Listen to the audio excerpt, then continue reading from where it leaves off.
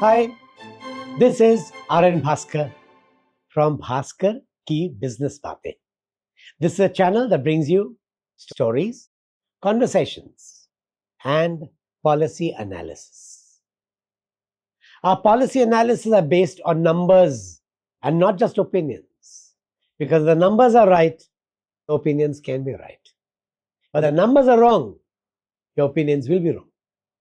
So we'd like to begin with numbers. And when we look at numbers, we realize that India is becoming extremely difficult for the poor man and for the middle class. But before I proceed, do remember to click on the subscribe button. Do remember to like this channel so that you get reminded every week and we benefit with our numbers on our side. The government keeps on saying that India is okay. India will do very well. India will become a 5 trillion economy. India will become a 30 trillion economy. Those are also numbers. But those numbers don't have any credibility behind them. Why is there no credibility? Because if you tell me the world is great, but your stomach is empty, that story is difficult to digest. Everything begins with the stomach. Everything begins with your ability to live life from one day to another peacefully with the security that the future is all right. The most worrying number is the number you see on the screen. Look at the number of defaults by NBFCs, non-banking financial companies. But next to it, look at the rise in gold loans. India is a country which, like China, loves gold. We use gold for marriages. We use gold for births. We use gold for our pujas, for our prayers, and on our festivals. Gold is very precious to every individual in India. And when the middle class gives gold to borrow money, you know that these are desperate times. Nobody surrenders gold as mortgage unless he has no other alternative. And you'll see gold loans are increasing year after year after year. Many of these gold loans cannot be redeemed, which means they've lost the gold forever. The family has lost its treasure. Why is this happening? This is happening because there is distress in the economy. And the distress in the economy is on account of several factors. For me, the biggest cause for distress is because the government has not paid enough attention to agriculture. It destroyed the agricultural backbone by coming into the cattle slaughter laws.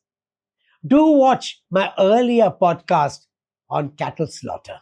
Its link is given in the notes below. Cattle slaughter was important for 10 crore farmers. 10 crore farmers, assuming 5 people per family, is 50 crore people. 50 crore people is almost 1/3 or 1.4 crore of your population. Milk is the backbone of India, of India's rural economy. Even a man who does not have land takes a cow, takes a buffalo, milks it, takes it out to graze at night, ties it to the tree next to the place where he sleeps. That is his only wealth. And when you prevent cow slaughter, you prevent him from getting 20,000 rupees when the cattle becomes old and buying a new cattle.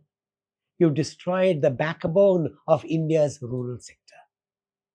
When the rural sector is affected, it affects demand because 50% of India's population stays in the rural sector. When demand is affected, industry is affected. When industry is affected, the economy is affected. So the first major reason is very poor policy of agriculture. In agriculture, there was another problem. The government allowed imports. It imported edible oil and pulses. And sometimes it imported other items too. Every time you import, you depress prices which the farmer hoped to get. And the farmer gets hurt. the government should learn some lessons from the policies that Verghese Kurien of Amul introduced for India, that never import, never let prices come down for farmers. You bring down prices, the farmer stops growing it. That is a lesson the government of India forgot. There was a third reason. When agriculture gets hit, especially cattle slaughter, you also heard the leather industry, which is a major employer and a major exporter now. India got hit.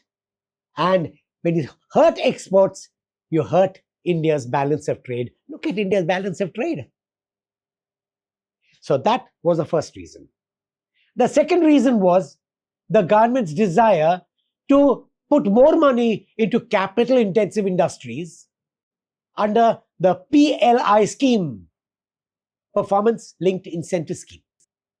India is a large population country. It needs labor-intensive industries, not capital-intensive industries. Once again, you distorted economics. And both these things came along with demonetization, which hurt small industries, which hurt farmers. There's one more problem. Look at this other table. It will show you that gross capital formation in agriculture has slowed down. Agriculture cannot produce more if you don't invest in agriculture.